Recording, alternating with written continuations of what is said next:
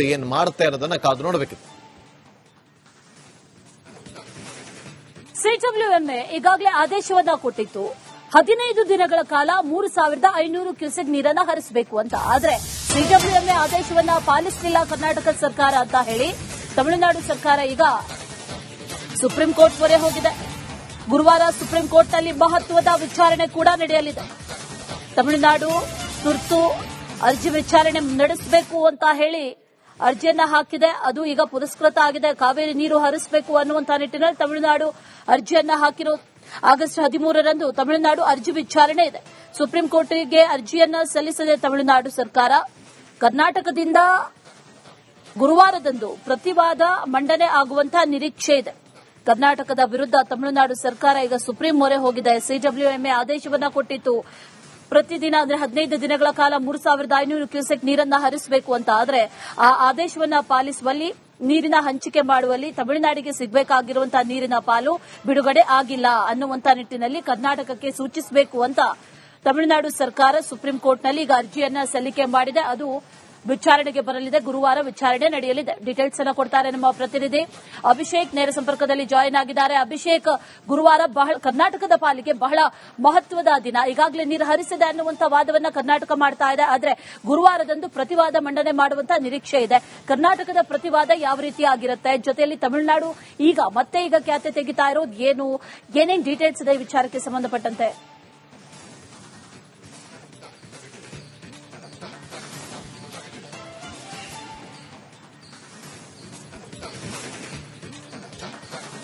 ಈಗ ಸಿಡಬ್ಲ್ಯೂಆರ್ಸಿ ಇರ್ಬೋದು, ಸಿಡಬ್ಲ್ಯೂಎಂಎ ತೆಗೆದುಕೊಂಡಂತ ನಿರ್ಣಯವನ್ನ ಪ್ರಶ್ನಿಸಿ ಸುಪ್ರೀಂ ಕೋರ್ಟ್ಗೆ ಹೋಗಿರುವಂತದ್ದು ಅಲ್ಲಿನ ರಾಜಕೀಯ ಪಕ್ಷ ಆಗಿರುವಂತದ್ದು. ಅದರ ಜೊತೆಗೆ ಸರ್ಕಾರ ಕೂಡ ಅಲ್ಲಿ ಅಪೀಲ್ ಹೋಗಿರುವಂತ ವಿಚಾರ ಏನು ಅಂದ್ರೆ, ಕರ್ನಾಟಕಕ್ಕೆ ಸೂಚಿಸಿದ್ದಂತ ಮಟ್ಟದ ನೀರನ್ನ ಇಲ್ಲಿಯವರೆಗೂ ಹರಿಸಿಲ್ಲ, ನಮ್ಮ ರಾಜ್ಯಕ್ಕೆ ಮೋಸ ಆಗ್ತಿದೆ, ನಮ್ಮ ರಾಜ್ಯಕ್ಕೆ ನೀರಿನ ಕೊರತೆ ಇದೆ, ಕರ್ನಾಟಕದಲ್ಲಿ ಅತಿವೃಷ್ಟಿಯಾಗಿ ಅವರ ಡ್ಯಾಂಗಳಲ್ಲಿ ಕೆಪಾಸಿಟಿ ಇಲ್ಲದೆ ಇರುವಂತ ನೀರನ್ನ ಕೂಡ ಬೇರೆ ಕಡೆಗೆ ಡೈವರ್ಟ್ ಮಾಡ್ತಿದ್ದಾರೆ, ನಮಗೆ ಕ್ಯುಮ್ಯುಲೇಟಿವ್ ಆಗಿ ಸೇರಬೇಕಾಗಿದ್ದಂತ ನೀರು ಕಳೆದ 6 ತಿಂಗಳಲ್ಲಿ ಅದರ ಗರಿಷ್ಠ ಮಟ್ಟ ಏನಿದೆ ಅದರಲ್ಲಿ ಕನಿಷ್ಠ ಮಟ್ಟವನ್ನಾದರೂ ಬಿಡಬೇಕು ಅನ್ನೋದು ಅಂಶವನ್ನ ಸಹಜವಾಗಿ ತಮಿಳುನಾಡು ಸರ್ಕಾರ ಮಾಡುವಂತ ನಿರೀಕ್ಷೆ ಇರುವಂತದ್ದು.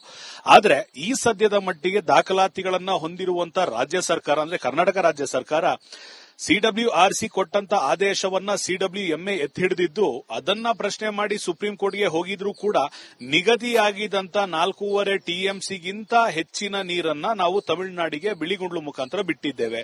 ಇದಕ್ಕೆ ಅಲ್ಲಿರುವಂತ ಮಾಪನಗಳು ಸಾಕ್ಷಿಯಾಗುತ್ತೆ. ಹರಿದಿರುವ ನೀರನ್ನ ಯಾರು ಕೂಡ ಹಿಡಿದಿಟ್ಕೊಳ್ಳೋದಕ್ಕೆ ಆಗೋದಿಲ್ಲ ಅಂತ ಡಿಕೆ ಶಿವಕುಮಾರ್ ಮುಖ್ಯಮಂತ್ರಿಗಳು ಹೇಳಿದ್ರು.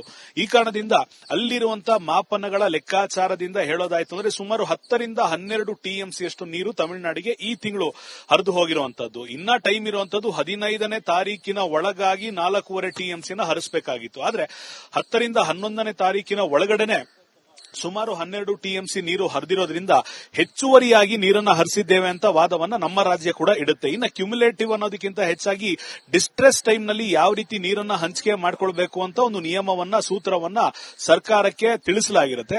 ಆ ನಿಯಮದಲ್ಲಿ ಏನಾದ್ರೂ ತಪ್ಪಾಗಿದ್ರೆ ಅದನ್ನ ತಮಿಳುನಾಡು ಸರ್ಕಾರ ಪ್ರಶ್ನೆ ಮಾಡಬಹುದು. ಅಥವಾ ಒಂದು ವೇಳೆ ಆ ನಿಯಮದಲ್ಲಿ ತಪ್ಪಾಗಿಲ್ಲ, ಹೆಚ್ಚುವರಿ ನೀರನ್ನ ತಮಿಳುನಾಡು ಬೇಡ್ತಿದೆ ಅನ್ನೋ ಸಂದರ್ಭದಲ್ಲಿ ಆವಾಗ ನಮ್ಮ ರಾಜ್ಯದಿಂದ ನಮ್ಮ ಡ್ಯಾಂಗಳಲ್ಲಿ ಬೇಕಾಗಿರುವಷ್ಟು ನೀರು ಎಷ್ಟಿದೆ, ಇಡೀ 6 ತಿಂಗಳ ಒಂದು ಫಾರ್ಮ್ಯಾಟ್ ಅನ್ನ ನಾವು ನೋಡಿದಂತ ಸಂದರ್ಭದಲ್ಲಿ ಎಷ್ಟು ಬೇಕಾಗುತ್ತೆ ಅನ್ನೋ ಫೋರ್ಕಾಸ್ಟ್ ಅನ್ನ ಮಾಡಿ ಕೂಡ ಅಲ್ಲಿಗೆ ತಿಳಿಸುವಂತ ಸಾಧ್ಯತೆ ಇದೆ. ಇದು ಕೇವಲ ಸಾಧ್ಯತೆಗಳ ಮಾತಾಗಿರೋದ್ರಿಂದ ಸಿಡಬ್ಲ್ಯೂಆರ್ಸಿ ಸಭೆ ಬೆಳಿಗ್ಗೆ, ಸಿಡಬ್ಲ್ಯೂಎಂಎ ಸಭೆ ಸಂಜೆ, ನಾಳೆ ಅಥವಾ ನಾಡಿದ್ದು ಸುಪ್ರೀಂ ಕೋರ್ಟ್ ಇರೋದ್ರಿಂದ ಯಾವ ರೀತಿಯಾದಂತ ಪ್ರೇಯರ್ ಅನ್ನ ತಮಿಳುನಾಡು ಸರ್ಕಾರ ಸುಪ್ರೀಂ ಕೋರ್ಟ್ ನಲ್ಲಿ ಇಡುತ್ತೆ ಅನ್ನೋದು ಒಂದು ಪಾಯಿಂಟ್ ಆಯ್ತು ಅಂದ್ರೆ ಅದಕ್ಕೆ ಪ್ರತ್ಯುತ್ತರವಾಗಿ ಏನೇ ಇದ್ರೂ ಕೂಡ ಅಂಕಿಅಂಶಗಳನ್ನು ಇಡೋದಕ್ಕೆ ರಾಜ್ಯ ಸರ್ಕಾರ ಸಿದ್ಧತೆ ನಡೆಸಿದೆ ಅಂತ ಜಲಸಂಪನ್ಮೂಲ ಸಚಿವರಾದಂತಹ ರಾಮಲಿಂಗಾರೆಡ್ಡಿ ಅವರು ಇವತ್ತು ಫೋನ್ ಕರೆ ಮುಖಾಂತರ ತಿಳಿಸಿರೋದ್ರಿಂದ ಕಾದ್ ನೋಡಬೇಕು ಯಾವ ರೀತಿ ಇದು ಅನಾವರಣ ಆಗುತ್ತೆ ಅಂತ. Ashwini, right. Abhishek, thank you ಡೀಟೇಲ್ಸ್ಗೆ.